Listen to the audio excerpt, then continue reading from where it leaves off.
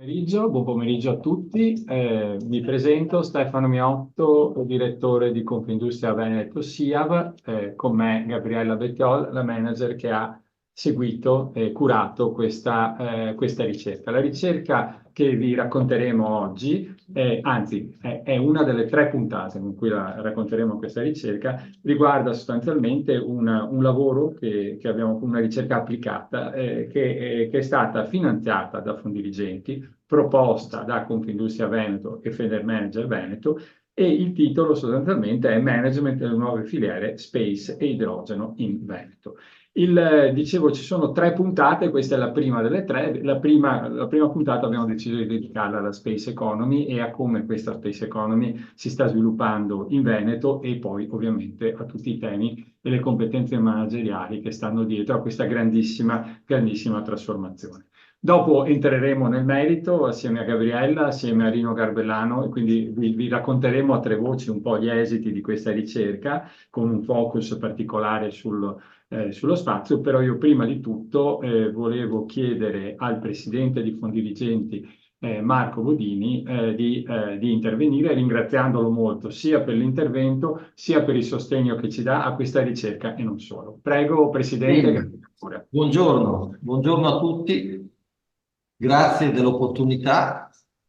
Eh, Oggi presentiamo un progetto originale, un progetto un po' al di fuori dei soliti progetti che abbiamo fatto per anni, e il dottor Miotto lo sa bene perché più volte ne abbiamo parlato. Un progetto che analizza due determinate industrie in un determinato territorio, quindi non il solito progetto sulla leadership o sul passaggio generazionale o sulla resilienza nelle PMI, ma qualcosa veramente di innovativo che parte da il PNNR, la visione della regione e la visione di Confindustria e di Federmanager, che si innestano in questo ecosistema sull'analisi del tema delle competenze.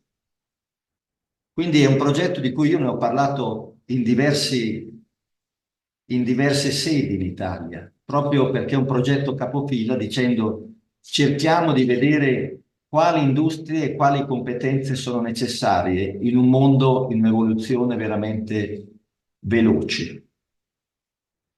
È un progetto partito da una mappatura, quindi, e con la complessità di individuare degli attori significativi in una nuova industria, che non penso sia stato semplice. In questo nuovo ecosistema fatto da grandi aziende in trasformazione, medie aziende e start-up e centri di ricerca, tutte con una logica diversa, ma parti di questo ecosistema.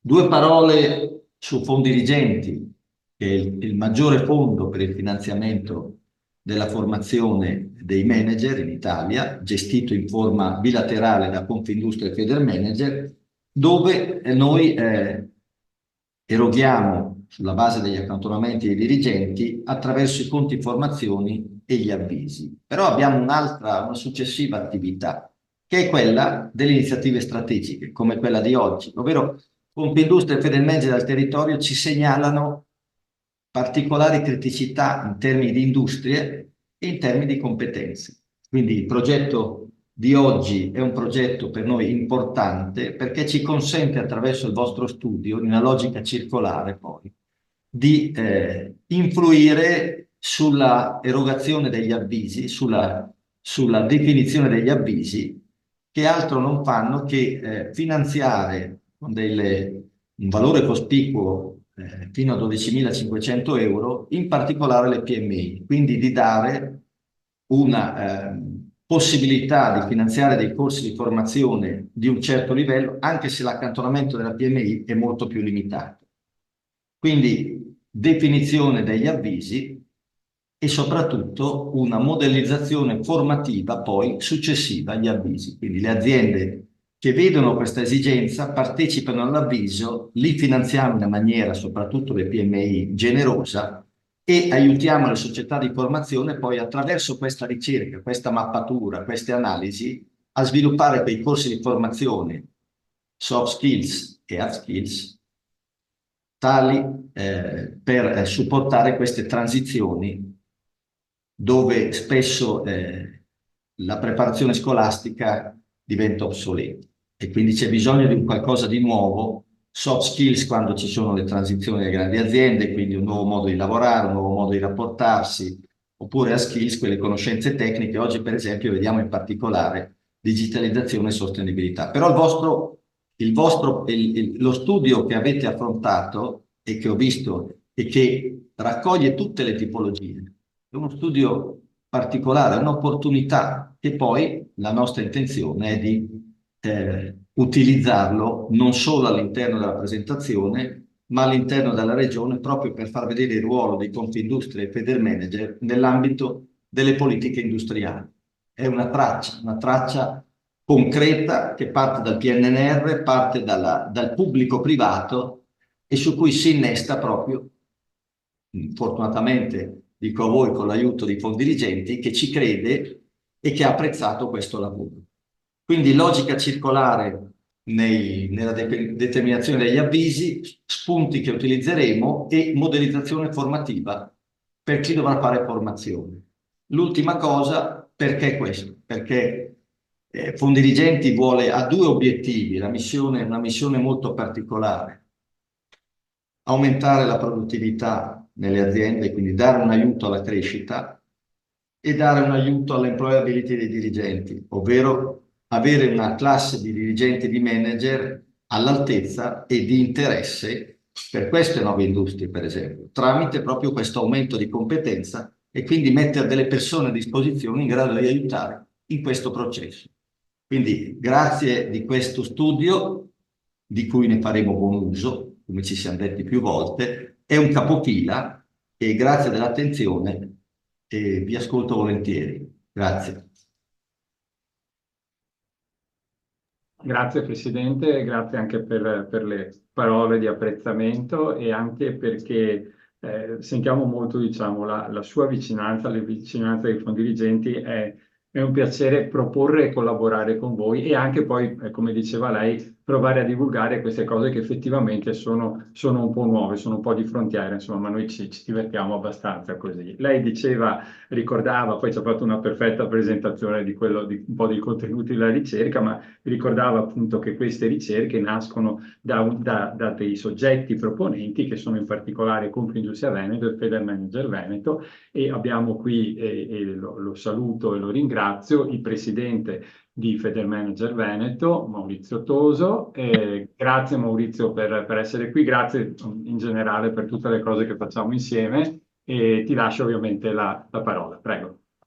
Grazie Stefano. Ecco, io non voglio far perdere un attimino tanto tempo. Volevo solo intanto ringraziare per avermi invitato, ringraziare tutti quanti per la presenza, il presidente di Fondi Dirigenti Bodini per la sua rappresentazione, che quindi non vado a ripetere sull'importanza di Fondi Dirigenti e la lungimiranza di Federmanager e di Confindustria, o di Confindustria e Federmanager, perché sono i due partner che hanno già nel lontano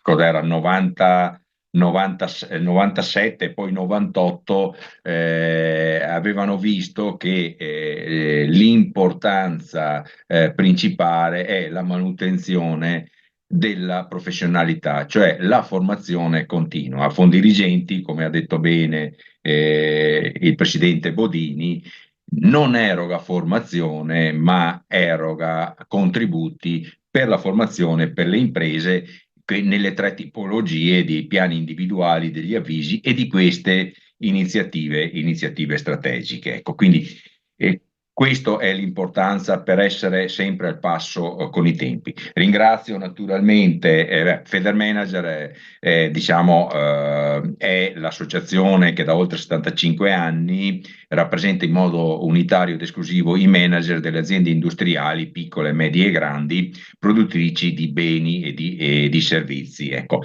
l'Unione Regionale Veneto è è la piccola rappresentazione sul territorio delle 5 associazioni territoriali. Volevo ringraziare appunto Stefano Miotto perché ci coinvolge sempre o ci coinvolgiamo a vicenda, ecco, tanto perché così, ecco, e lo ringrazio. Poi Gabriella Bettiol, manager che poi avrete tutti l'occasione, per chi non l'ha ancora conosciuta, di capire, che ha curato, diciamo, la ricerca, ma di capire la grande professionalità che ha e quanto porta di contributo. Poi naturalmente il docente del Politecnico, il Salvatore Gambellaro, naturalmente le aziende che grazie anche a Confindustria Veneto SIAV partecipano attivamente a queste iniziative strategiche, quindi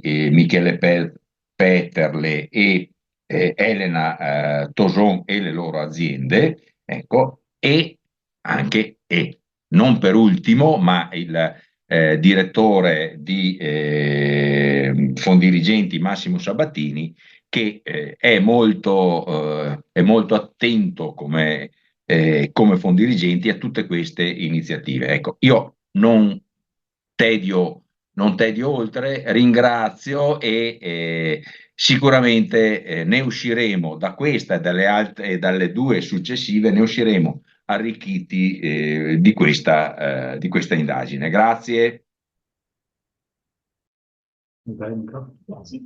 Grazie mille Presidente, sì, grazie davvero anche del rapporto e della collaborazione che ci coinvolgiamo, come dicevi effettivamente. Allora, entriamo nel vivo, cominciamo a raccontarvi un po' quello che abbiamo visto. Il programma lo ha già raccontato il Presidente Toso, per cui appunto adesso Gabriella, in particolare Gabriele Bettiol, assieme a me e assieme a Rino Garbellano, racconteremo un po' i principali esiti di questa ricerca, poi avremo gli interventi di 2 manager che sono appunto Michele Peterle di Zoppas, Elena Tosone di Tipo Rai, e poi invece abbiamo le conclusioni del direttore di Fondirigenti Massimo Sabatini.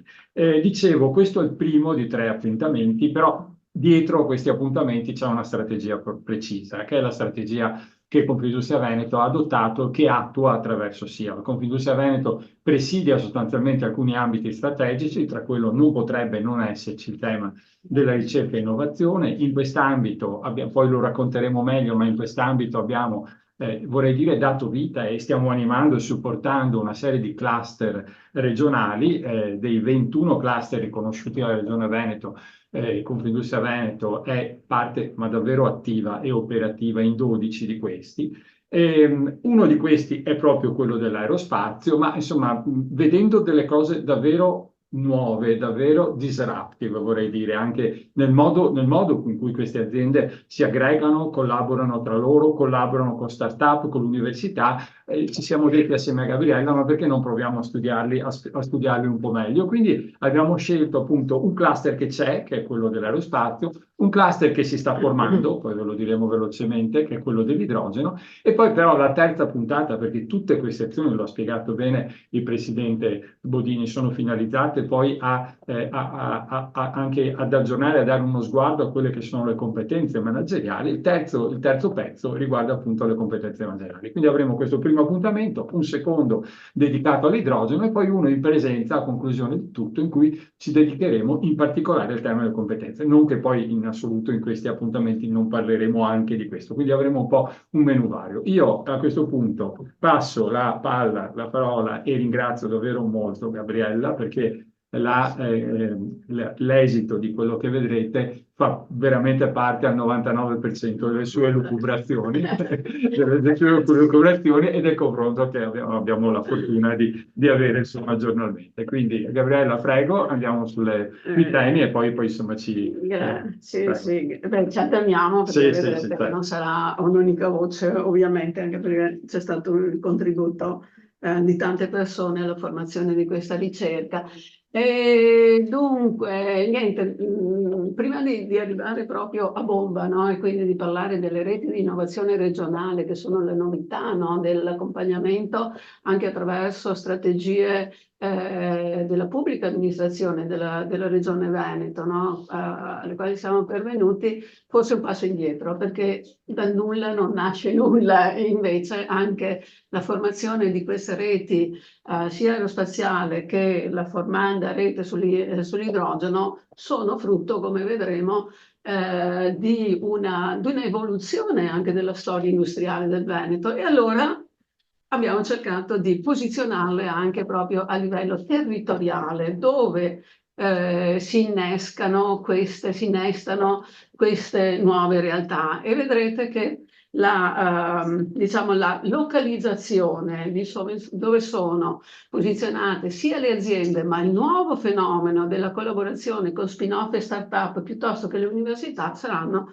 sicuramente molto molto diciamo interessanti, e anche ci hanno in parte sorpreso, in parte no. Allora, vediamo subito. Il Veneto, insieme una parte del Veneto e soprattutto diciamo quella zona che va da Vicenza a Padova, insieme all'Emilia Romagna e parte della Lombardia, sono tra le regioni, tra le aree europee a più alta intensità di competenza, soprattutto legata alle nuove tecnologie, quindi all'innovazione. Quindi siamo posizionati bene, questo ce l'ha detto Paolazzi e Toschi nel rapporto dell'anno scorso, che guardava il futuro, e quindi anche loro hanno studiato e ci hanno veramente dato degli elementi per andare diciamo, a capire meglio, no? Dove erano posizionate queste nuove realtà.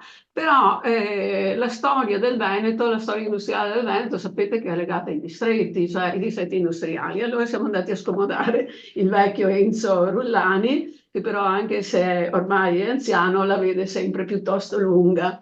E allora cosa ci dice Rullani? Che i distretti non sono morti, nel senso che molti dicevano ma i distretti è una storia vecchia, ma i distretti sono vivi, vivissimi. L'abbiamo visto anche l'anno scorso, quando abbiamo lavorato più sulle trasformazioni industriali, e abbiamo visto la reattività che ha avuto per esempio il distretto della meccanica e meccatronica di Vicenza, che a fronte di una caduta del PIL, comunque del valore della produttività dell'8,5%, in genere abbiamo fluttuazioni poi dal 3 al 5%, caduta dell'8,5%, riapertura dopo il lockdown, il PIL è schizzato al 19,3%, cose così non le avevamo mai viste. Perché dico questo? Perché queste, diciamo, possibilità di reattività sono dovute a ridondanza, nel senso che qui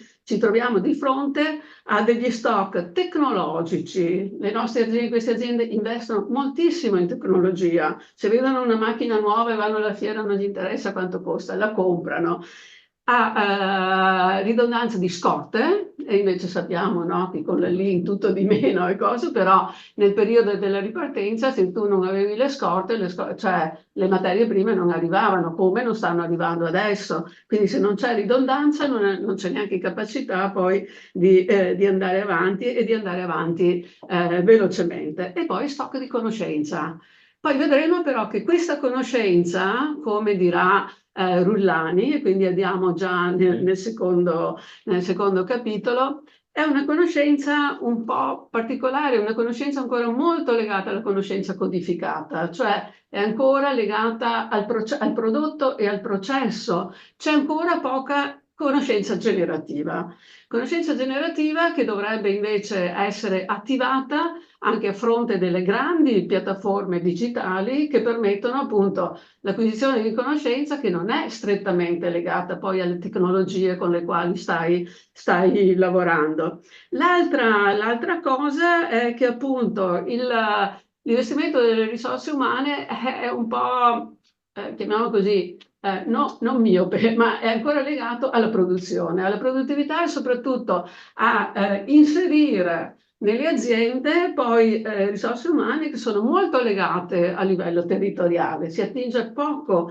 all'esterno, mentre in questo momento, per attingere alla conoscenza alta, devi appunto aprire proprio anche la visuale su spazi diversi, ma poi vedremo che questo è successo anche diciamo a pochi chilometri di distanza, ma è successo in modo molto significativo. L'altra cosa è che non si è mai investito nel management distrettuale. Molti ci hanno provato, il Marega allo Sport System, Cancino all'energia, però insomma grandi fatiche e pochi anche riconoscimenti di queste persone. Poi abbiamo guardato anche diciamo, alla famiglia di ricercatori che fa riferimento a Aster, Aldo Bonomi e soprattutto a Luca Romano, e qui ovviamente loro hanno più guardato alle piattaforme e soprattutto a due piattaforme che stanno segnando un po' l'innovazione in Veneto, che è quello della crocieristica e quello dell'energia. Poi vi do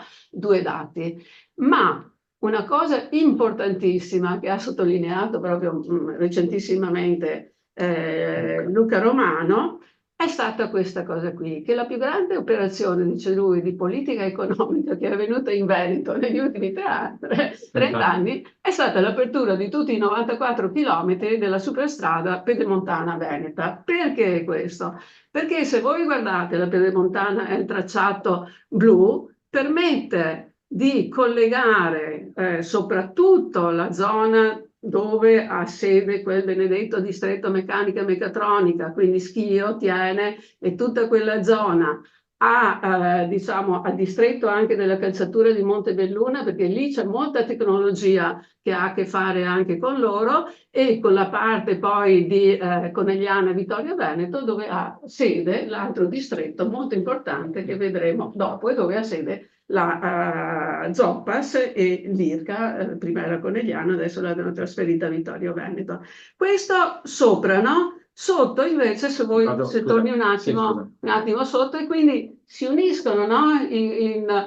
Diciamo che la connessione prima fisica poteva avvenire, ci volevano anche 2 ore, no? Se ti andava bene a fare quel tracciato lì, adesso in 20 minuti si fa. Voi capite che questo accelera le possibilità di connessione fisica delle persone, delle merci, eccetera, eccetera. Dall'altra parte la pedemontana finisce a Montecchio, ma io poi mi collego alla A4 e in quarto d'ora sono a Padova. Padova che cosa c'è? È chiaro che anche lì ci sono aziende, ma ci sono le università.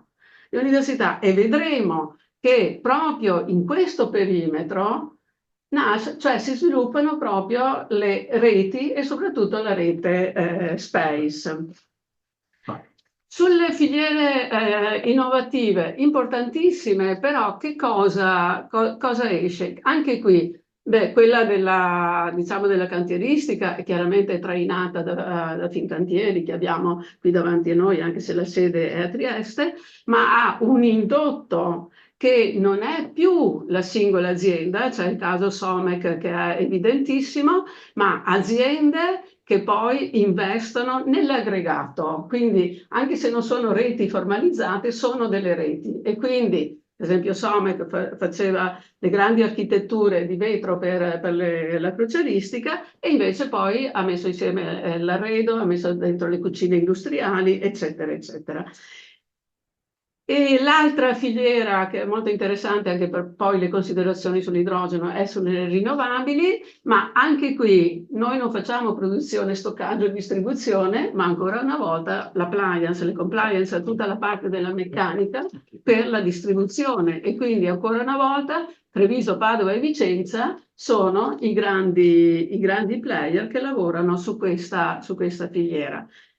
Adesso vediamo l'intervento pubblico, e qui Stefano ha passato le notate per aiutare il pubblico a definire questa strategia, quindi passo a lui la parola. Sì, è stata appunto, dicevo, noi abbiamo presidiato proprio questa parte di definizione delle reti innovative regionali, che ovunque in Europa si chiamano cluster, da noi in Veneto siamo originali, le abbiamo chiamate reti innovative.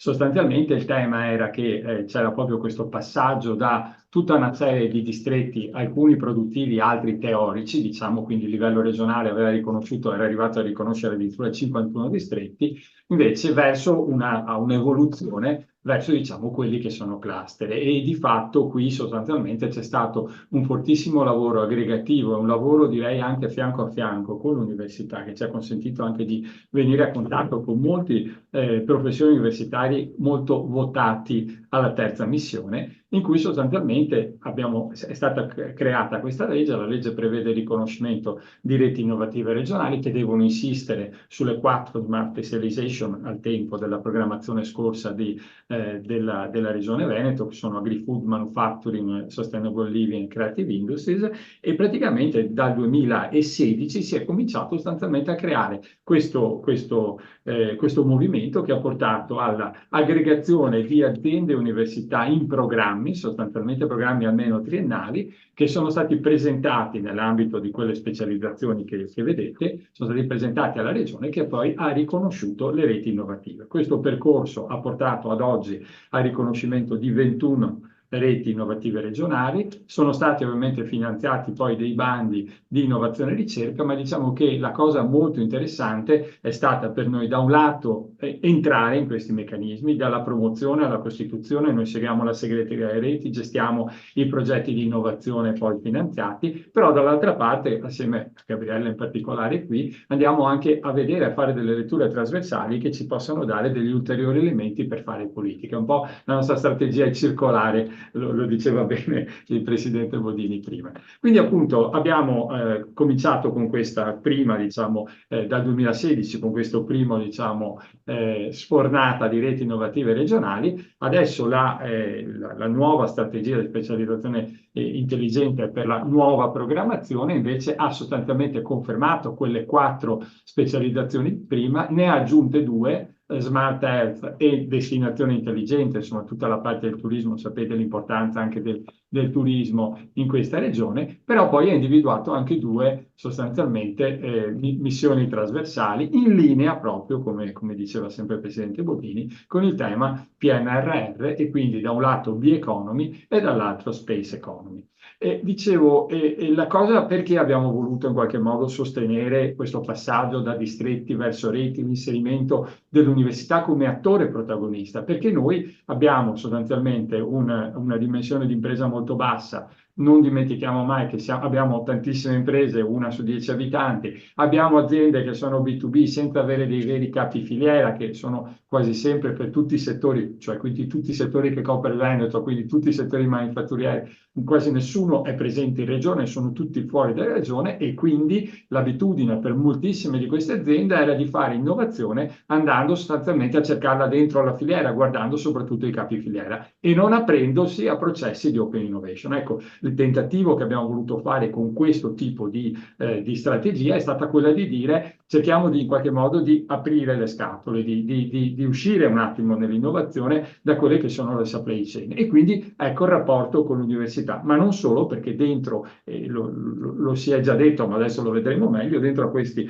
tipi di aggregazioni non sono solo presenti le università, sono presenti numerose aziende invece della conoscenza, spin-off, startup. Ed ecco che questo è un po' un modo nuovo di fare ricerca e innovazione per le nostre aziende manifatturiere. E qui poi lo vedremo, perché adesso ci focalizzeremo di più invece sul tema della space economy. Quindi qui ripasso la palla, dico solo che poi ho seguito, poi avremo anche l'amico Michele Petele, che è manager in Zopas, ma è anche cluster manager del cluster che è nato in Veneto appunto sull'aerospazio, e quindi poi gli chiederò due o tre riflessioni su come sta andando questo processo, perché è un processo sostanzialmente ancora molto recente. Quindi prego Gabriella per adesso invece la parte più generale dello Space Economy. Sì, ecco, qui diciamo io vi rimanderei un po' a una lettura, perché è veramente molto, ci sono 3 capitoli nell'ultimo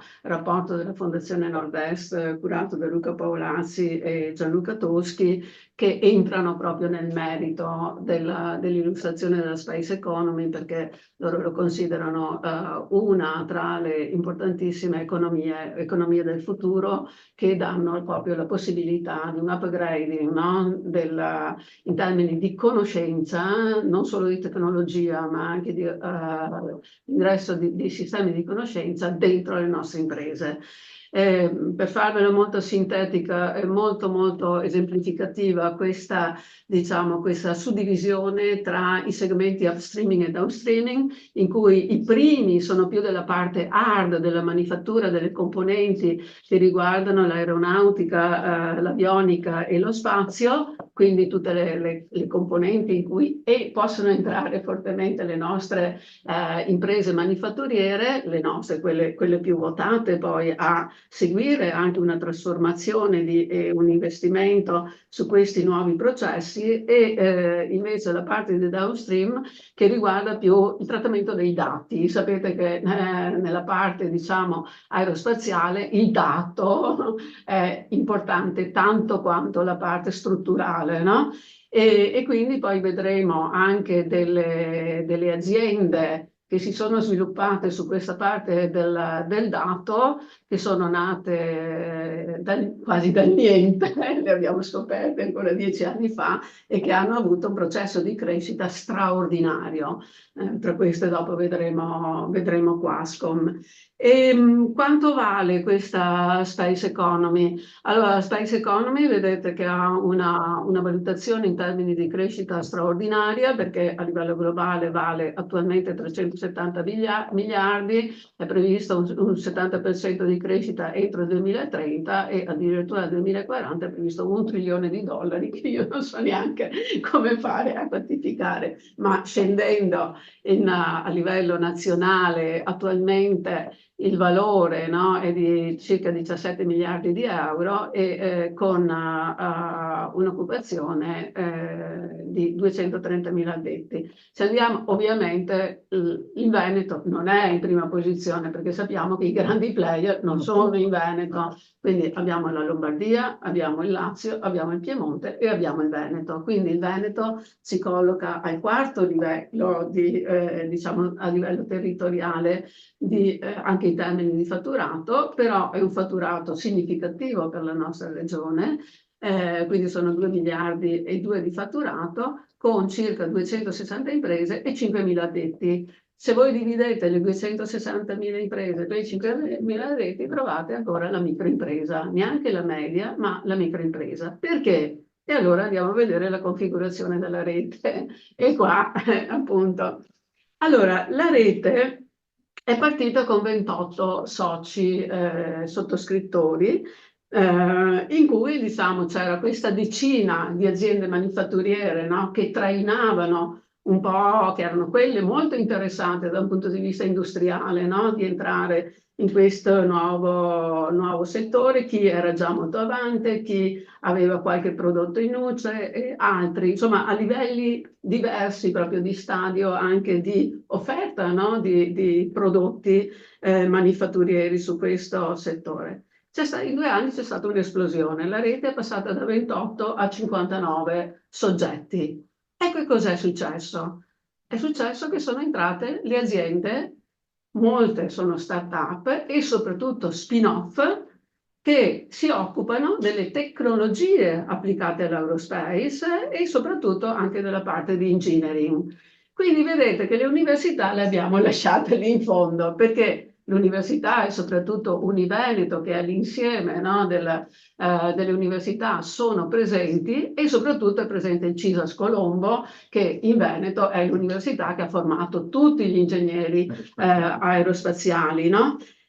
Questo è importantissimo perché si sta configurando proprio quello che diceva Rullani, cioè si stanno configurando delle collaborazioni tra impresa, che non deve più andare dall'università, no, per chiedere trasferimento di conoscenza, e sappiamo che il matching, no, è sempre stato molto difficile, perché c'erano anche interessi diversi, cioè l'azienda cercava soluzioni concrete, il professore universitario cercava di andare a verificare le sue ipotesi di ricerca, e quindi qua non c'erano mai due, diciamo, obiettivi che si intersecavano perfettamente tra università e impresa. Questo è stato un po' l'inghippo. Qui no, qui si inseriscono invece delle realtà tipo spin-off, soprattutto gli spin-off, e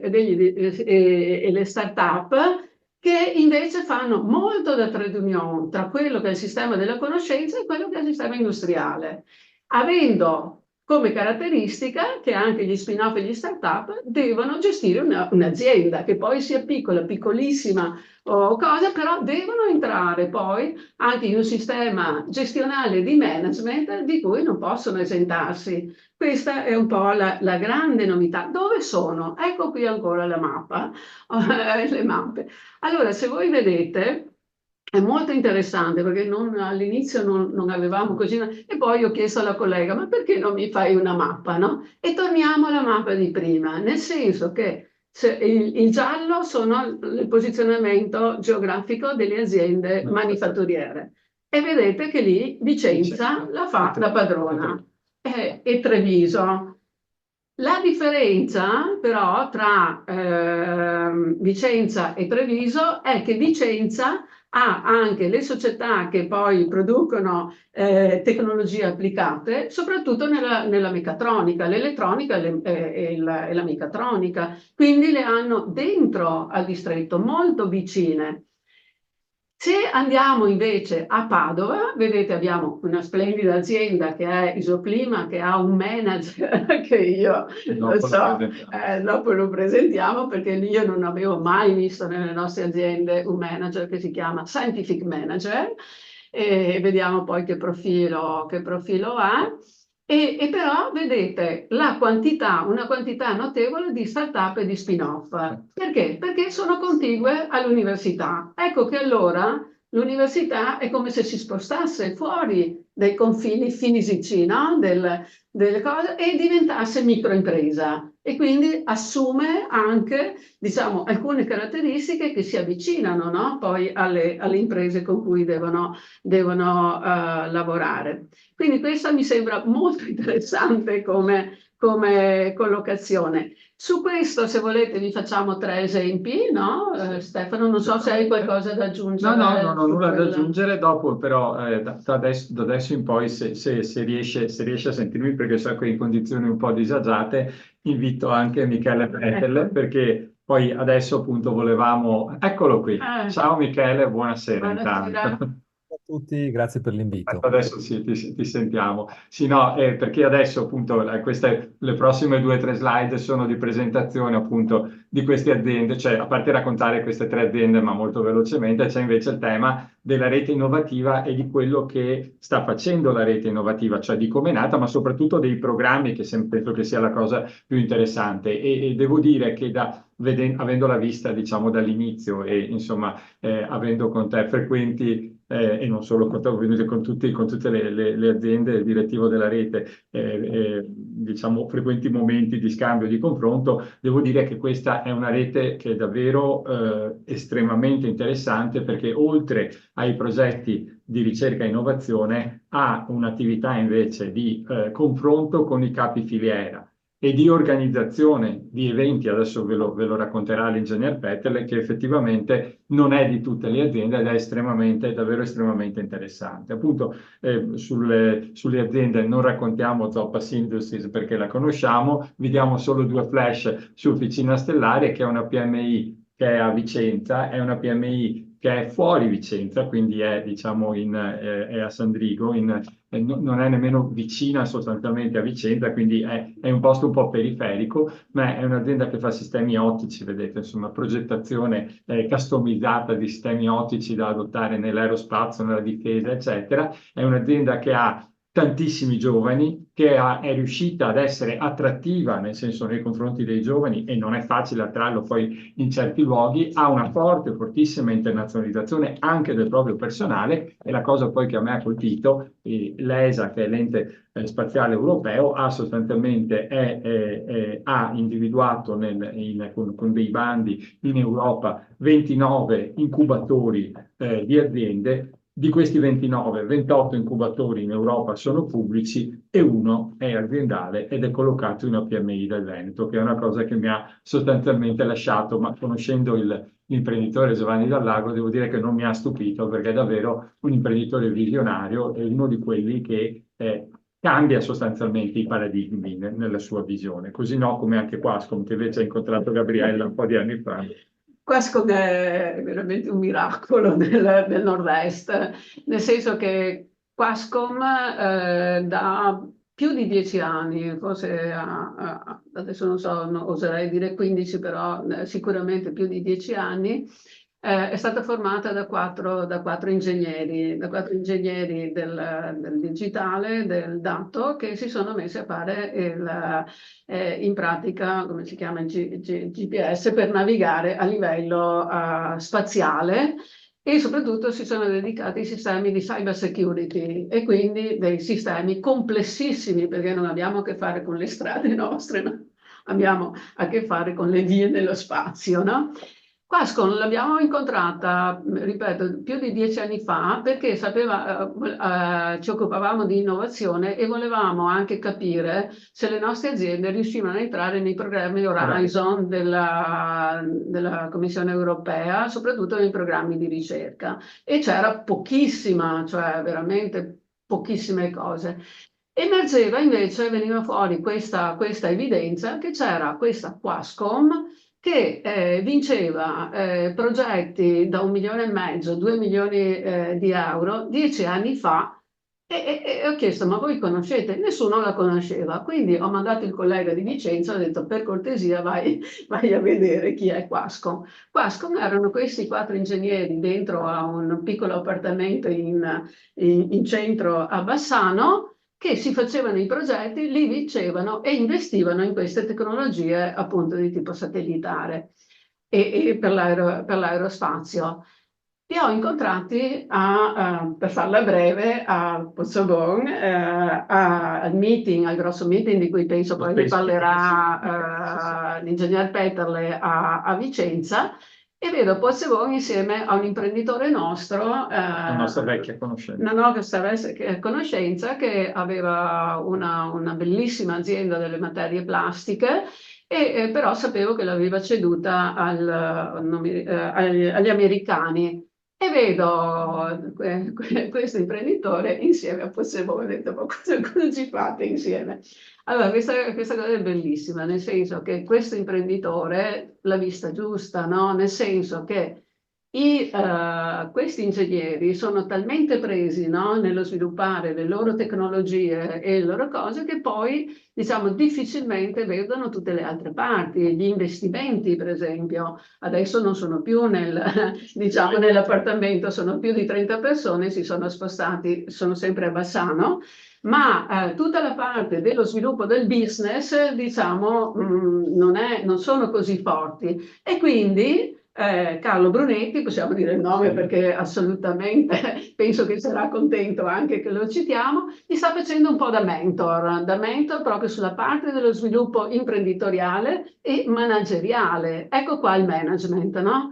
Qui viene fuori veramente perché poi vi dirò, di queste 59 aziende, solo 7 sono iscritte a fondi dirigenti, e la parte formalizzata del management è carente, è assente, mentre per lo sviluppo, come vedremo poi anche nell'analisi delle competenze che illustrerà il professor Garbellano, c'è assolutamente bisogno di diciamo, dei saperi manageriali, perché permettano anche a queste aziende, da micro e da piccolissime, invece diventare importante non solo per il territorio, ma anche a livello internazionale, perché ne hanno tutte le competenze e le capacità. Allora, Michele, ti abbiamo chiamato in causa, c'è l'altro, il rettangolo a sinistra che penso ti riguardi, Zopas Industries. Federico Zopas è presidente, tra l'altro, del consorzio, che è il soggetto giuridico che governa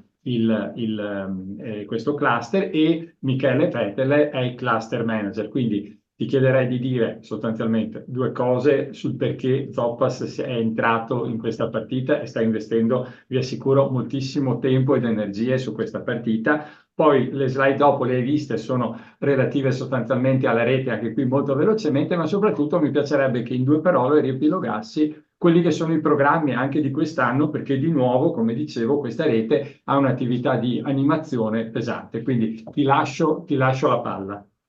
Grazie di nuovo, buonasera. Potete sentirmi bene? Benissimo. Sì. Perfetto. Allora, grazie ancora una volta a Confindustria Veneto SIAV e a Dirigenti per questo studio molto interessante, da cui trarremo molte successive conclusioni.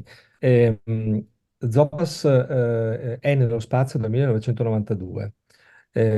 Quindi siamo fornitori certificati ESA per quanto riguarda i nostri componenti, ma lo spazio nel frattempo si è evoluto tantissimo e come ha riportato anche lo studio di Fondazione Nord-Est, l'avvento della New Space Economy ha cambiato parecchi paradigmi. In particolar modo, uno di questi, che è particolarmente rilevante per il Veneto, è il fatto di aprire una serie di iniziative di spin-in di aziende non spazio nello spazio e di aprire una serie di barriere che prima erano dettate più dallo spazio istituzionale e quindi da programmi finanziati dalle agenzie su programmi che invece sono oggi interamente di tipo commerciale e quindi che una dinamica che è una dinamica a cui le aziende sono sulle quali le aziende sono abituate a competere. E il Veneto di per sé, come avete già detto giustamente, è un territorio molto ricco di imprese con alta specializzazione e molto verticalizzate. Purtroppo la maggior parte di questa numericamente, oltre il 95%, sono SMI e quindi hanno grande difficoltà a scalare sia con la raccolta dei capitali necessari a cambiare di dimensione, ma anche ad effettuare operazioni di internazionalizzazione. Se noi pensiamo al mondo dello spazio, oggi più del 60% a valore è costituito dal mercato nordamericano. Il mercato nordamericano, per esempio, ha delle barriere d'ingresso oggi importanti su tutti quelli che sono i programmi legati alla difesa, al Department of Defense, per esempio, che sono relativi all'ITAR piuttosto che al Made in USA. E quindi hanno implicazioni per le aziende che vogliono giocare su questa arena che implicano per esempio la costituzione di una legal entity negli Stati Uniti e in un successivo periodo anche di una futura operation. Quindi la ricchezza di questo territorio, secondo noi come Zopas, costituiva un valore importante da portare verso l'alto della filiera del mondo spazio e aerospazio. In particolar modo, consideriamo che la filiera spaziale è da sempre molto frammentata e i prime contractors, quindi i system integrator, se vogliamo definirli altresì, hanno l'esigenza oggi di fare una grande opera di razionalizzazione della filiera. Quindi la ragione per la quale una grande azienda come quella rappresentata da Zopas in questo contesto vedeva un valore nel costituire, insieme naturalmente fu il professor De Bay e agli altri soci fondatori del Consorzio Cosimo della rete, nel costituire questa rete di imprese, di imprese e di università di territorio, perché le tre dimensioni insieme costituiscono il valore, è data dal fatto che ci possiamo presentare come un'aggregazione di aziende che può costituire un interlocutore credibile di fronte ai prime contractors. Questo ci consente di interagire ai livelli più alti delle organizzazioni dei nostri cluster, cosa che sarebbe altresì difficile per una piccola azienda, per le cose che abbiamo detto prima, ma anche per una grande azienda se non avesse, per esempio, un portafoglio di prodotti o di servizi che sia attraente per i prime contractors. Quindi in questo senso giochiamo molte sinergie tra imprese di varia dimensione, ma non solamente. Il fatto che si parli oggi di grandissime attività di spinning nello spazio e quindi di tantissime aziende che dal non spazio entrano in questo settore, offrono opportunità di grande rilievo per le aziende del nostro territorio. Pensiamo al fatto che nell'ultima missione di Axiom si è parlato tantissimo, se posso fare dei nomi di aziende non venete, anzi una di queste venete, si è parlato tantissimo di Food e di Rana e di Barilla, quindi due aziende che hanno poco o niente a che vedere con lo spazio, e questo dà luogo però all'opportunità di utilizzare lo spazio per sperimentazioni e sviluppi che poi hanno ricadute sulla Terra. E questa è la value proposition della New Space Economy. E questo è anche il valore che poi la regione ha fatto suo nell'intravedere nello spazio che una volta veniva considerato comunque come un settore molto di nicchia, oggi un settore di futura espansione e oggi anche una dimensione nelle linee strategiche di sviluppo della regione. Ecco, Michele, hai spiegato benissimo le motivazioni, devo dire, hai proprio, secondo me, hai fornito una rappresentazione perfetta e anche le motivazioni del perché stare su quell'ambito e anche, tra virgolette, la convenienza di avere un soggetto istituzionale come un cluster che non è più rappresentante di una singola azienda, ma diciamo, come dicevi tu, di territorio, aziende, università. Ti volevo chiedere, anche qui sinteticamente, un po' una breve flash sul futuro sostanzialmente prossimo, no? E in particolare adesso noi abbiamo messo questo, ma per esempio adesso Inge Peterle è in Scozia e poi ogni volta che lo chiamo in qualche parte del mondo diversa, perché non è questa. Comunque, insomma, volevo magari se velocemente racconti che cosa stai, cosa bolle in pentola sostanzialmente. Allora, stiamo organizzando degli incontri B2B con le imprese del nostro network e i prime contractor principali italiani per cominciare, quindi i nomi li vedete sulla sinistra, Leonardo e Thales Alenia Space, per identificare quali sono le opportunità che il territorio veneto può avere nei futuri progetti e nelle roadmap di sviluppo, di cui si parla molto nello spazio, che questi grossi gruppi hanno nell'ambito del settore spaziale. Sono degli eventi face to face, in presenza, in cui partecipano di solito diciamo, i primi livelli di funzioni quali il product management piuttosto che le unità di business all'interno di questi conglomerati. Consideriamo che sono ormai dei conglomerati, pensiamo a Leonardo, e quindi come tali è un'attività che non è facile di mappatura e identificazione di quali sono le divisioni piuttosto che le facilities nelle quali ci possono essere le maggiori opportunità per il territorio.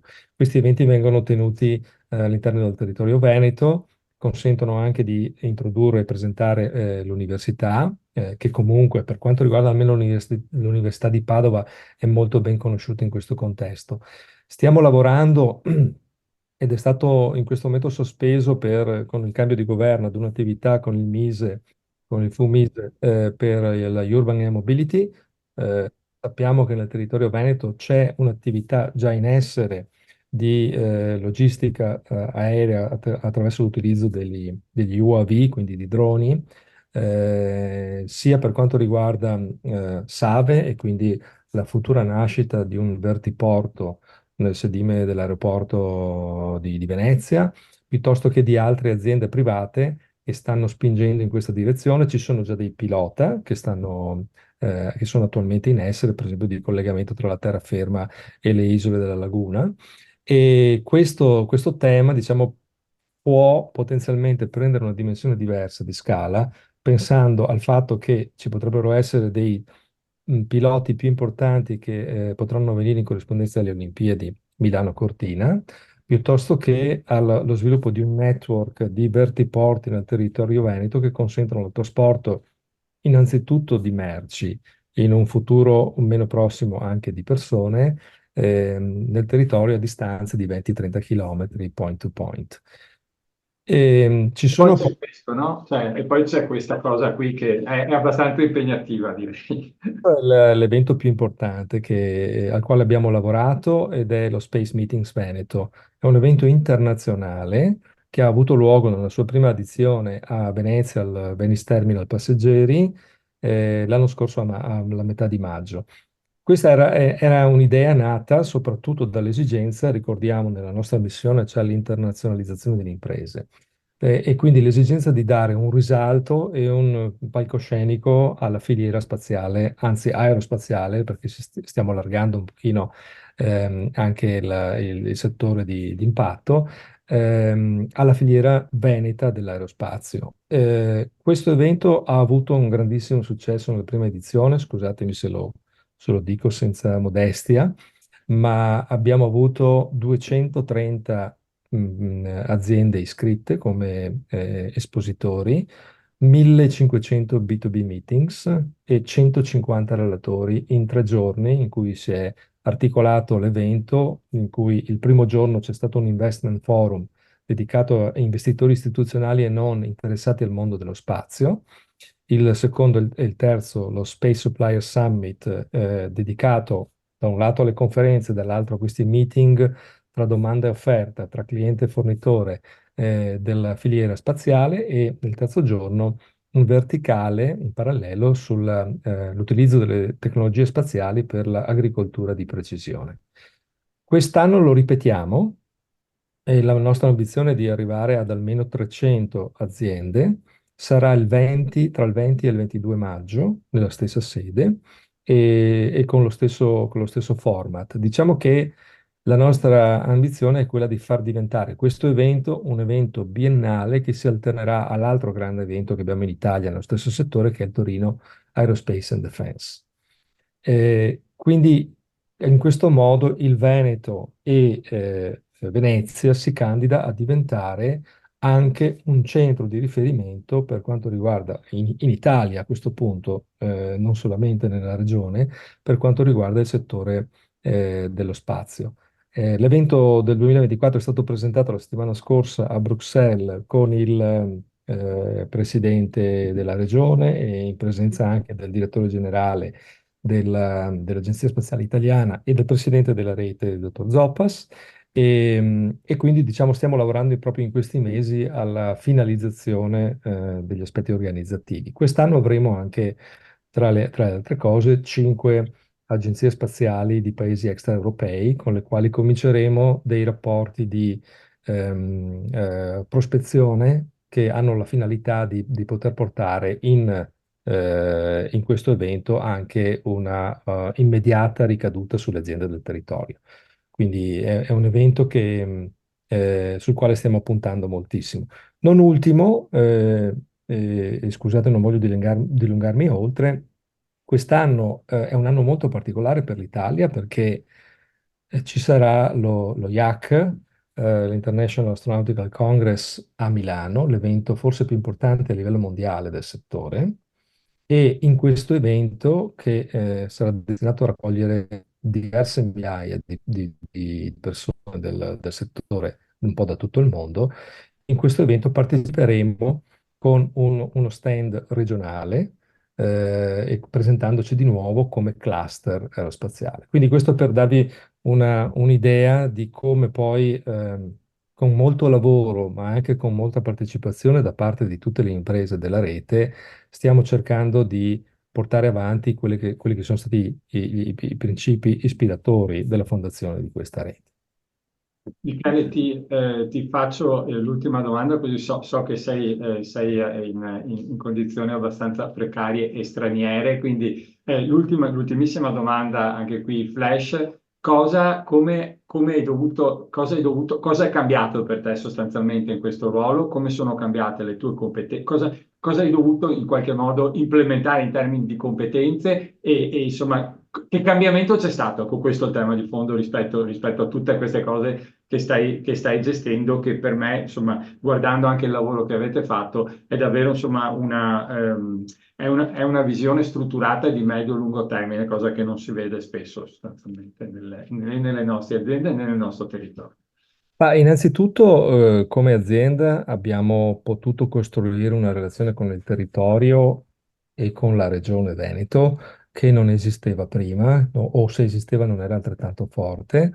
E di questo volevo anche ulteriormente sottolineare il fatto che in questa crescita della rete e della consapevolezza che si ha del Veneto nell'aerospazio sarebbe stata impossibile senza un forte commitment da parte della Regione Veneto, che sta supportando, ma non solo finanziariamente, attraverso tutti gli strumenti che può mettere a disposizione la rete e gli aderenti in queste attività di sviluppo e di internazionalizzazione.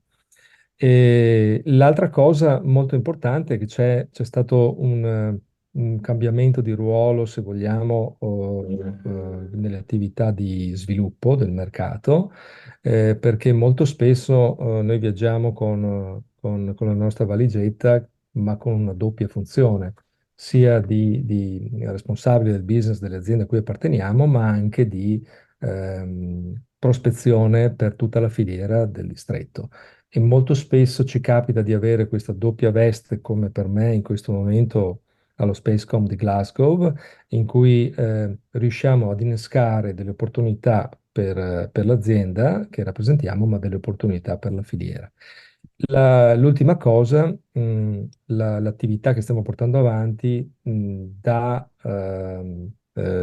offre, diciamo, parecchi eventi e contatti anche a livello istituzionale all'interno di queste grandi aziende, per cui anche questa è un'attività che non era molto forte o non così forte prima e che oggi lo sta diventando, ma funzionale comunque alla prospezione di nuovo business, sia per le aziende che ciascuno rappresenta, sia per la filiera. Quindi anche questa attività di istituzionale poi ha una ricaduta immediata nel fatto che gli interlocutori che andiamo a intercettare all'interno dell'organizzazione dei nostri clienti e prospect sono interlocutori decisamente di alto livello. Quindi Grazie. Grazie mille di tutto, dell'intervento. Non ti richiamo più, visto insomma che ti abbiamo intervistato ora, quindi abbiamo approfittato della presentazione della rete. Grazie e ancora complimenti per quello che state facendo, perché è una gran bella azione di politica economica, al di là poi dei vantaggi che avrà ovviamente Topaz e che auguriamo a tutte le aziende della rete. Grazie mille allora e a presto. Buonasera, grazie a voi. Ok. Allora, dicevamo filiera aerospazio, adesso andiamo più veloce, cerchiamo di arrivare da Rino Garbellano. Dicevo che la prossima puntata sarà dedicata invece al tema dell'idrogeno, che è l'altro oggetto della nostra ricerca. Qui non stiamo parlando di un cluster già esistente, qui stiamo parlando di un cluster che stiamo in qualche modo formando e che da un lato a differenza dell'aerospazio, ha delle grandi aziende presenti, sono quelle di Porto Marghera, vedete qui, quindi per la parte di produzione, stoccaggio e distribuzione, e vengono dalla tradizione di Marghera. Ma dall'altra parte, le stiamo un po' scoprendo, c'è una serie invece di aziende molto interessanti e interessate, da un lato a tutto il tema di nuovo della filiera dell'equipment, elettrolizzatori e tutta questa cosa qui. E questo pensiamo che con lo sviluppo di questa fonte di energia sostanzialmente ci sarà sicuramente da parte di molte nostre aziende, vedremo dei fenomeni analoghi a quello che abbiamo visto sostanzialmente nell'aerospazio. Dall'altra parte invece quindi c'è la parte dei grandi localizzata a Marghera, la parte sostanzialmente dell'equipment e poi c'è la parte degli utilizzatori che sono sia all'interno di alcuni nostri distretti, l'esempio classico, vedete lì per esempio le aziende di caldaie, la termomeccanica che è tra Vicenza e Verona, trova diciamo gli utenti, gli end user, ma poi abbiamo anche dei grandi utilizzatori invece e in particolare sui temi dei trasporti e della logistica, quindi abbiamo l'aeroporto, abbiamo il porto e quindi qui abbiamo una rete che stiamo in qualche modo cercando di aggregare attorno a un consorzio che già esiste, che è Hydrogen Park sostanzialmente, che è il consorzio che ha anche come socio Confindustria Veneto e Confindustria Venezia e che come presidente Andrea Bossi, che poi coinvolgeremo attorno a questo sostanzialmente, a questa aggregazione, poi stiamo cercando di ricreare una nuova rete su questi temi che dovrà andare, ma però ve la racconteremo la prossima volta nel prossimo appuntamento. Adesso diciamo direi di focalizzarci qualche minuto sui temi proprio delle competenze, quindi ripasso la parola a Gabriella e poi andiamo a fare due domande alla dottoressa Tosone e a chiudere con Massimo Sabatini. Prego. Ma qui solo una sottolineatura perché sapete che il grande problema del Veneto non è solo la demografia ma anche la perdita, no? di molti talenti che espatriano o in altre regioni o all'estero. Ecco, quindi vedere che in Veneto no, si stanno affermando queste nuove realtà no, che permettono poi invece di trattenere anche con modalità diverse, anche quindi non solo di occupazione dentro l'impresa, ma anche dentro queste start-up, spin-off, queste forme molto, molto più flessibili anche per l'organizzazione del lavoro, dovrebbe essere proprio diciamo, potrebbe essere proprio un ambito per poter, diciamo, attrarre no? e trattenere questi talenti che ci servono enormemente se vogliamo proiettarsi nel futuro. Invece sul management, diciamo, sull'analisi del management, Beh, intanto devo ringraziare subito i 13 manager che ci hanno avuto, con cui abbiamo potuto parlare, quindi interloquire e capire qual è stato il loro percorso, il loro profilo, che poi lo trovate, qualcuno lo intervisteremo e tutti i 13 profili li trovate poi nella ricerca. E quindi un grazie particolare appunto a chi ci ha dato questo contributo, che poi è stato in qualche modo razionalizzato dal professor Garbellano, che chiederei a lui adesso di sintetizzare. Lino? Ecco. Soltanto, innanzitutto buonasera a tutti. Mi sembra che molto è stato detto, quindi sarò veramente sintetico e credo che poi dobbiamo sentire due voci importanti, no? Quella dell'ingegner Tosson, poi anche del dottor Sabatini. Io quindi proprio sarei rapidissimo se voi siete d'accordo, anche perché poi avremo altre occasioni per discutere, per presentare i risultati del nostro lavoro.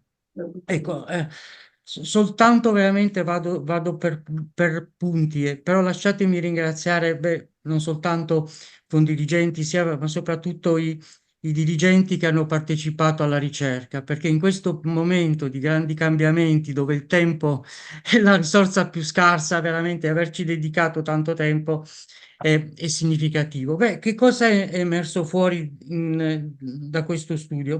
È perché è interessante studiare le filiere dell'aerospazio e dell'idrogeno, perché ci sono delle caratteristiche direi significative, soprattutto in questi momenti, no? Di grande incertezza, di grande turbolenza. Le due specificità sono queste. Da un lato c'è questi due settori, sono ad alta densità di conoscenza e dall'altra sono mercati in rapidissima evoluzione in termini di clienti, prodotti e così via. E qual è il combinato, no, di queste due forze? Quello che diceva in maniera assolutamente chiara il dottor Peterli, diceva che c'è proprio questa forza, questa tendenza ad aprire le barriere, che sono barriere culturali, che sono barriere psicologiche, che sono barriere di business.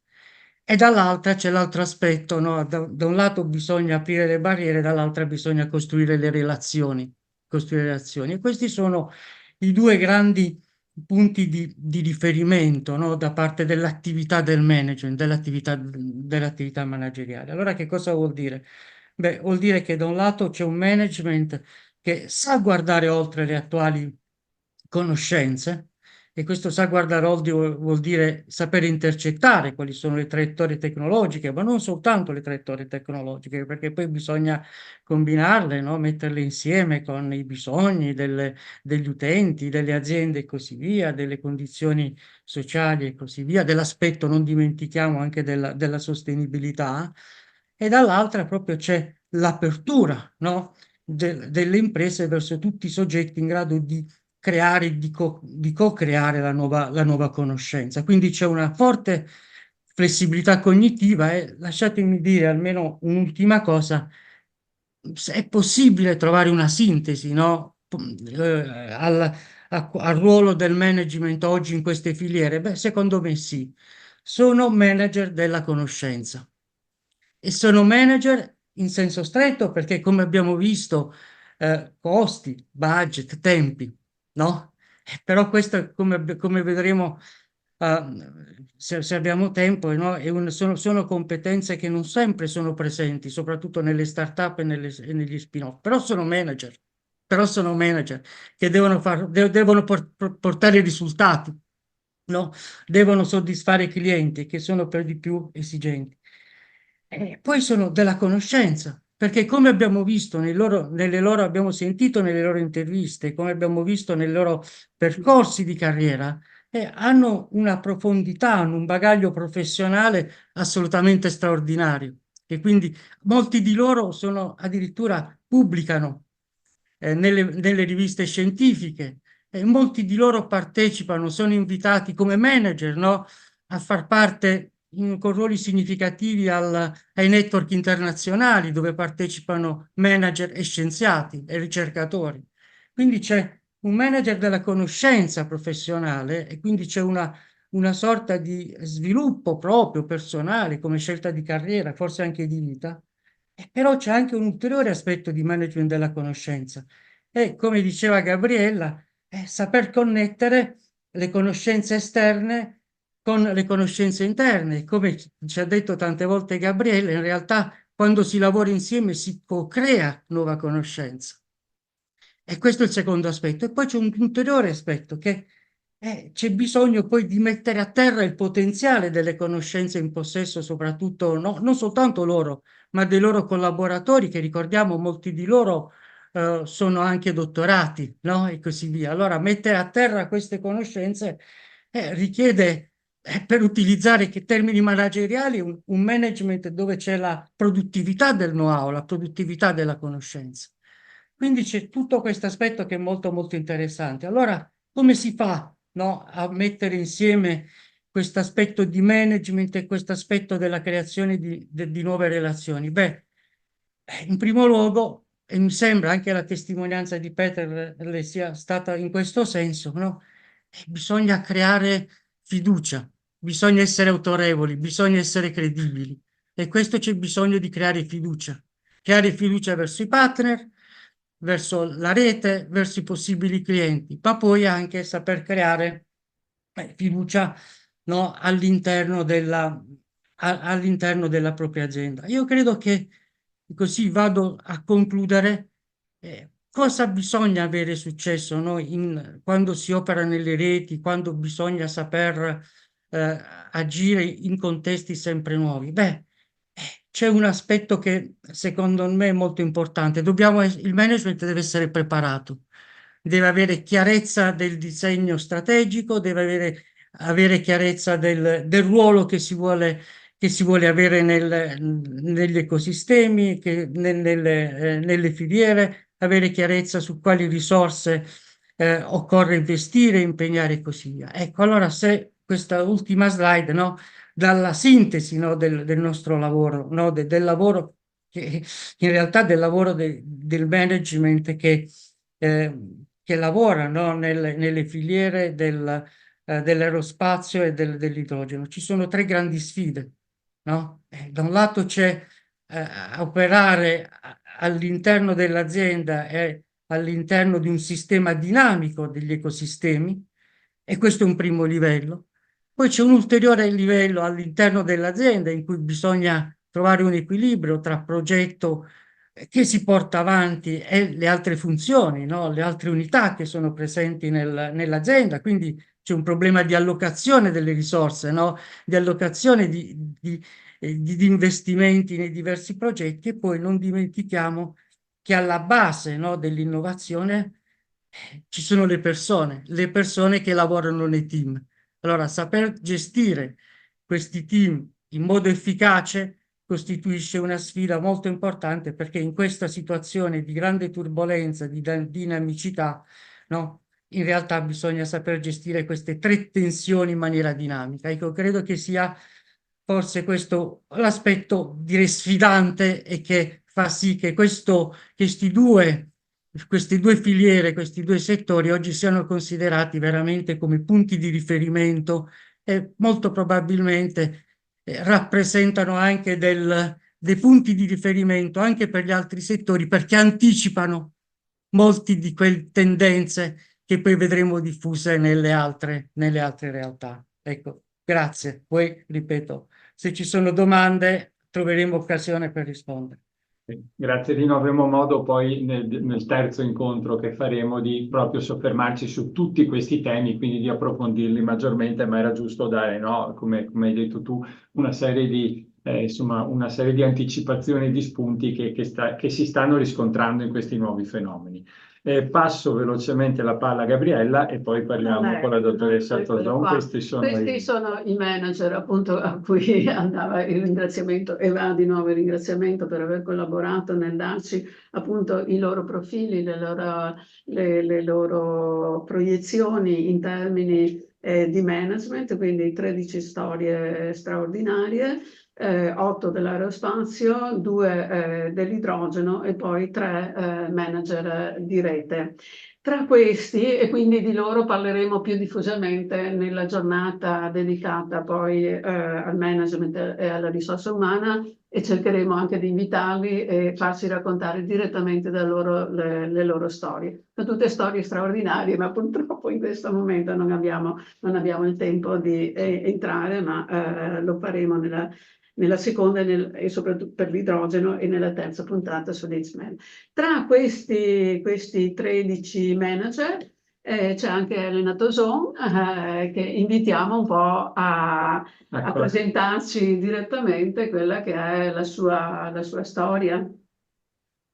Sì, grazie mille anche mi sentite bene? Sì? Sì, grazie per darmi, insomma, avermi dato questa opportunità, ecco, di far parte di questo studio e di parlare oggi.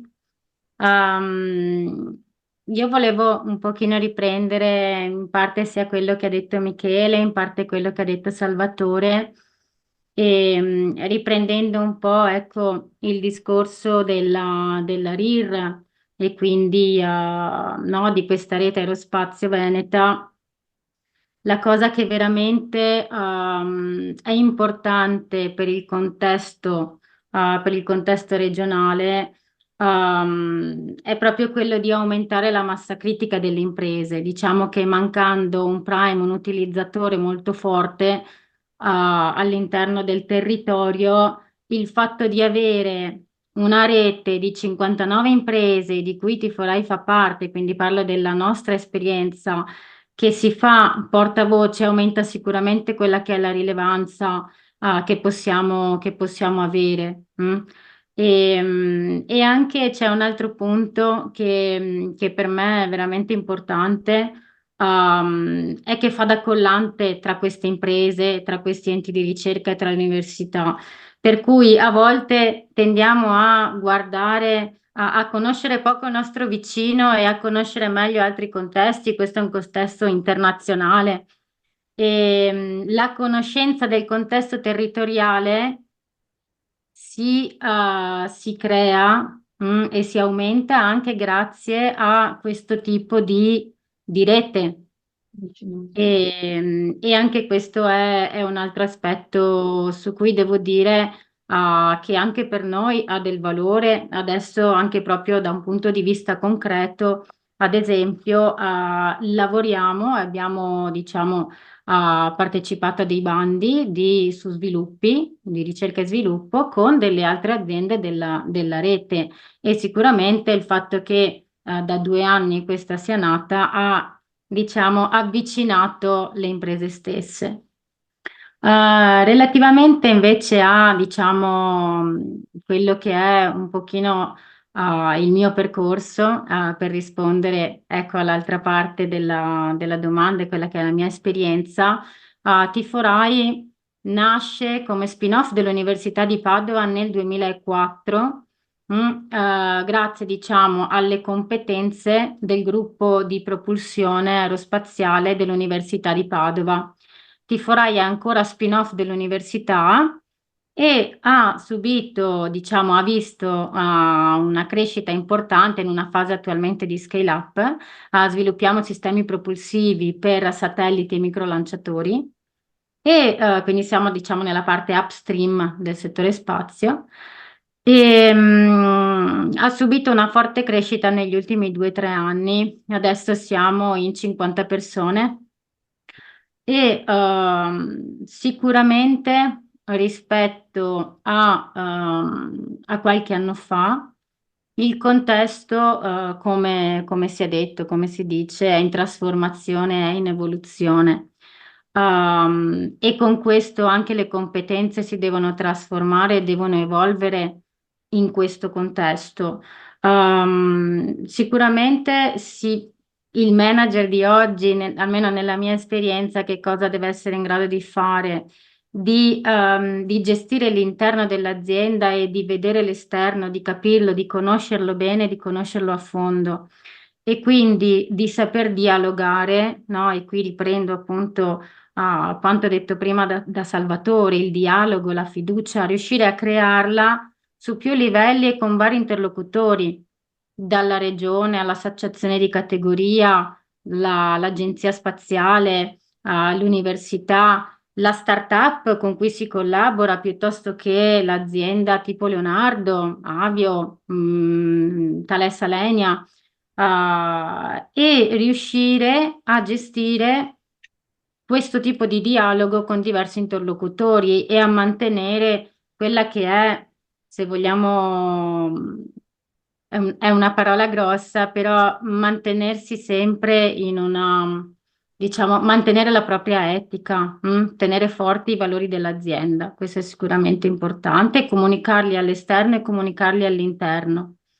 Un altro aspetto che vedo, è, ad esempio, io ho un dottorato di ricerca, in propulsione aerospaziale e sicuramente non sto utilizzando più quelle che sono le competenze tecniche che ho acquisito durante il dottorato, ma sto utilizzando quelle che sono le competenze che ho acquisito nel capire, interiorizzare e comprendere bene l'approccio scientifico che oggi utilizzo nel mio lavoro. Quindi, nel gestire le persone all'interno dell'azienda, quindi mi trovo responsabile oggi delle operazioni, della parte di gestione del personale, il marketing and sales, sviluppo del business, e in tutte queste parti, che cosa faccio in tutte queste aree? Utilizzo questo approccio, quindi non è più solo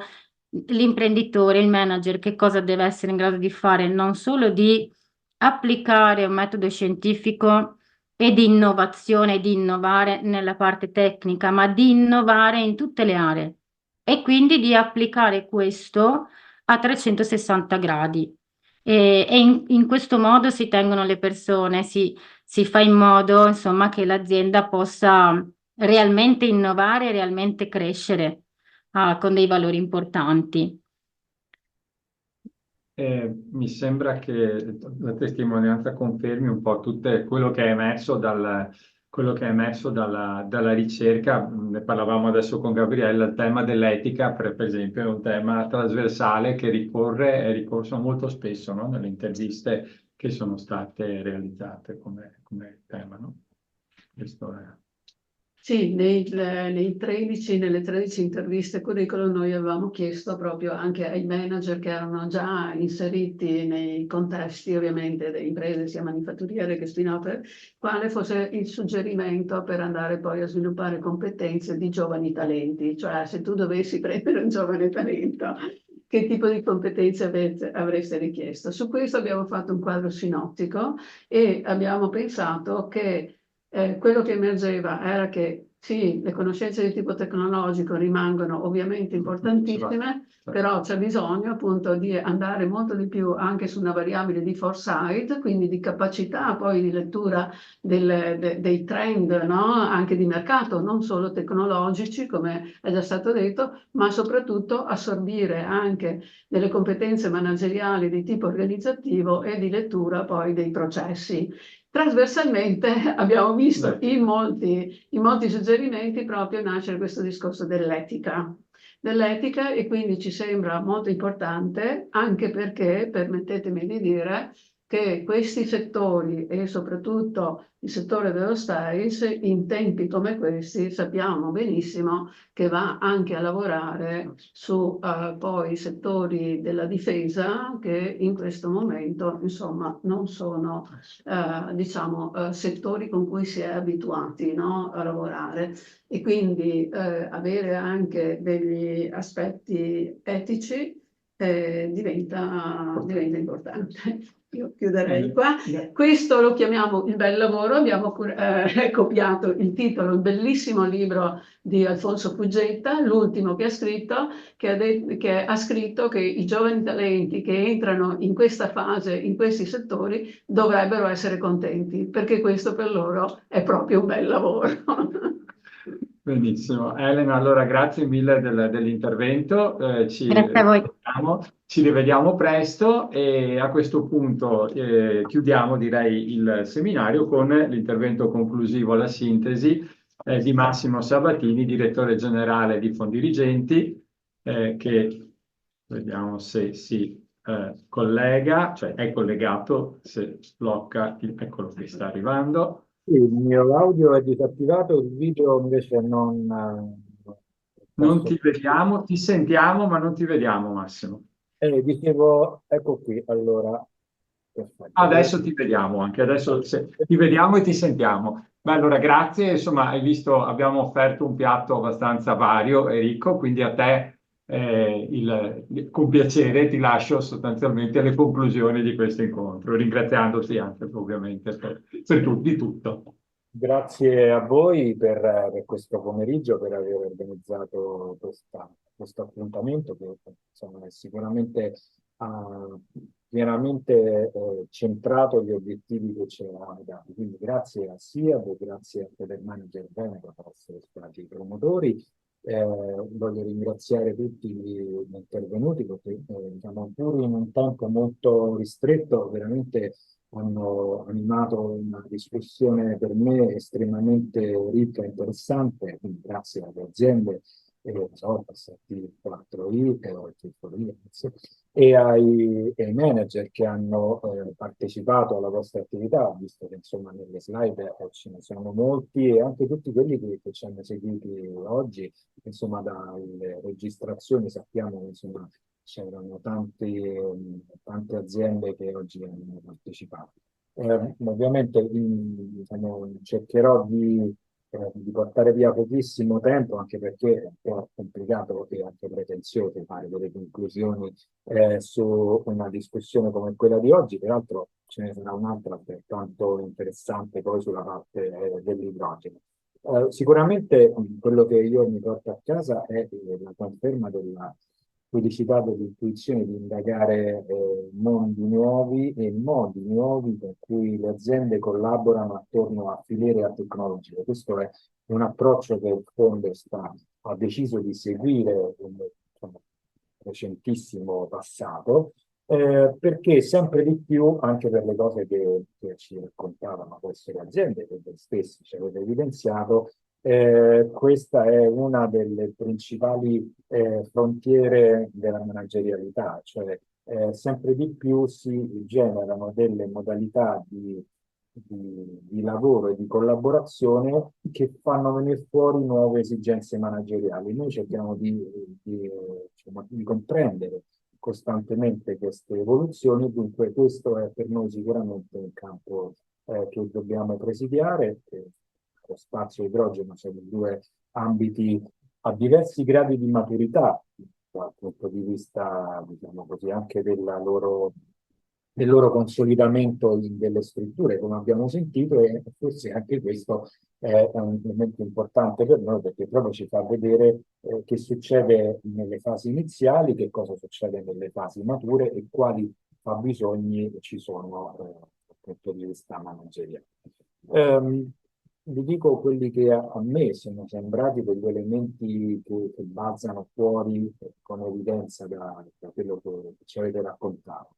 Sicuramente il concetto di integrazione, che è un concetto, diciamo così, che viene tradotto in termini di piattaforme, quindi non più soltanto di filiere, neppure di distretti, quindi di collaborazioni né locali né di settore, ma per piattaforme, direi anche meglio per ecosistemi, in cui l'elemento che a noi interessa di più, che è quello della conoscenza, è sicuramente un elemento costitutivo. Oggi ci avete detto un sacco di volte, quindi queste piattaforme nascono attorno alla conoscenza e quindi chi come fondo lavora in questo settore sicuramente ha l'obbligo di indagare il modo con cui queste collaborazioni si sviluppano. Dal punto di vista delle persone, che sono l'altra constituency del fondo, ce ne sono tante di indicazioni che vengono fuori. La prima, molto interessante, ad esempio, è che il percorso di consolidamento di filiere che anche talenti, piattaforme, anche non esistenti, è forse uno dei modi migliori per trattenere i talenti e quindi anche in prospettiva saper generare, adesso ci siamo concentrati su questo, ma potenzialmente ce ne sono delle altre diciamo, di piattaforme che ancora non abbiamo indagato, che vengono fuori proprio dal modo con il quale le filiere e i settori produttivi si integrano sul territorio, che fanno generare opportunità nuove e che servono soprattutto a trattenere e ad attrarre i talenti. Questo è un elemento importante perché diciamo, anche questo mi ha colpito dalle cose che ci avete detto, tenuto conto di quanto è importante l'apertura di queste piattaforme e anche il fatto che dialogano su scala globale, mi ha colpito il fatto che le risorse umane invece siano soprattutto risorse umane territoriali. Allora quello forse può essere un elemento su cui ragionare, come collegare questa dimensione che è tipicamente locale, che è, come dire, ancora un po' il riflesso di un modo tradizionale di lavorare, che è un lavoro, è un modo efficace, se riesce a generare questi risultati e queste dinamiche. Beh, però sicuramente se questo può diventare un modo importante per attrarre talenti, non necessariamente i talenti devono essere locali, anzi, forse tenuto conto di quanto è importante il livello di conoscenza, più questa conoscenza viene da fuori, più può ibridare e far crescere le conoscenze di questi ecosistemi. Quindi sicuramente questo. L'altra cosa che naturalmente non poteva non colpirmi è la grande esigenza di competenze manageriali di cui ci avete parlato, e anche questo conferma diciamo, la correttezza dell'intuizione. Sia di competenze tecniche, ma diciamo, tecniche più settoriali, in fondo è proprio l'alta conoscenza tecnica che genera queste piattaforme. Mi ha colpito anche il fatto che diciamo, chi ha la responsabilità tecnica spesso è uno scienziato di queste materie, pubblica articoli scientifici, quindi è un'autorità riconosciuta, quindi non è soltanto un'azienda di successo, ma è proprio diciamo, una capacità scientifica che gli viene riconosciuta, sia le competenze più da open manager. Molto bella l'immagine che avete dato, che ha dato il professore, quella di aprire barriere e di costruire relazioni, no? Cioè, dà proprio l'idea dell'approccio open management, che è tipico di Fondirigenti, è quello che noi costantemente cerchiamo di fare, ed è quell'idea di managerialità a 360 gradi di cui ha parlato proprio adesso la professoressa Feceni, che mi sembra assolutamente da sposare.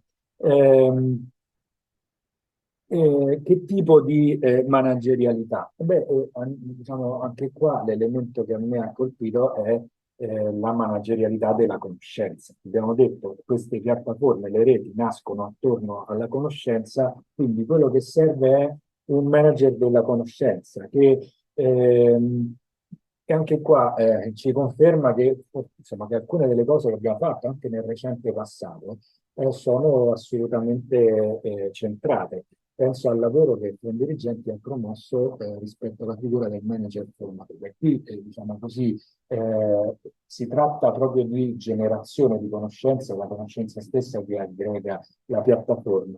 Ma poi c'è tutto un lavoro, l'abbiamo visto nello schema che Gabriella ci ha mostrato, su quello che bisogna saper fare, no? Il foresight, l'organizzazione e i processi. Una volta avere la competenza scientifica di eccellenza, una volta avuta la capacità manageriale, poi c'è il problema di trasferire al corpo dell'organizzazione le cose che si vogliono fare, perché diciamo, l'elemento trasformativo del manager qui diventa decisivo, no? L'ho visto anche nelle vostre schede.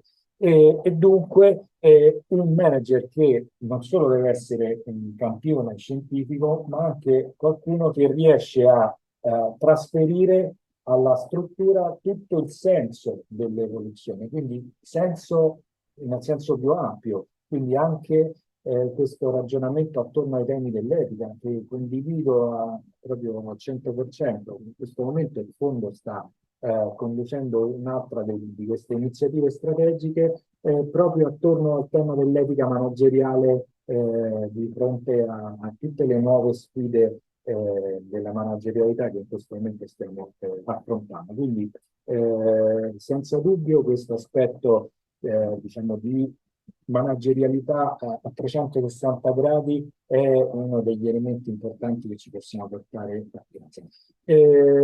Ultima questione che mi sembra molto importante e su cui noi come fondo, come gestore di risorse, ahimè, assimilate a quelle pubbliche, dobbiamo sicuramente fare attenzione, è il tema dell'evoluzione delle politiche pubbliche. E qui abbiamo visto un caso diciamo, ben riuscito di politica pubblica per l'innovazione e la ricerca che in qualche modo diciamo, fa quello che chi viene dal mondo dell'impresa auspica sempre, cioè fa un passo indietro e fa il processo di scoperta imprenditoriale e affida a questo processo di scoperta imprenditoriale il compito di orientare la politica. Non si mette in testa l'idea che la politica possa guidare i sistemi economici, perché è una cosa che chi viene dall'impresa sa che non funziona.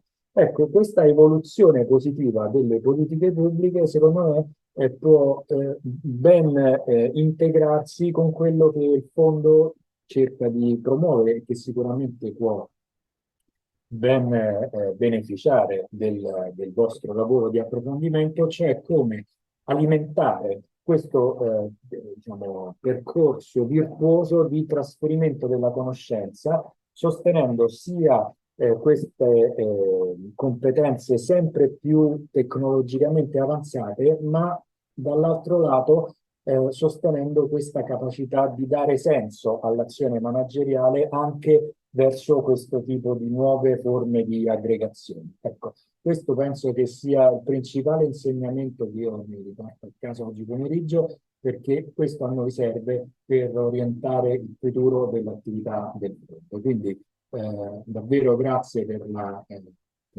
qualità della riflessione che abbiamo svolto oggi. Do appuntamento a voi e ovviamente a tutti quelli che ci seguiranno al prossimo webinar che faremo, che sarà, sono sicuro, altrettanto interessante e utile.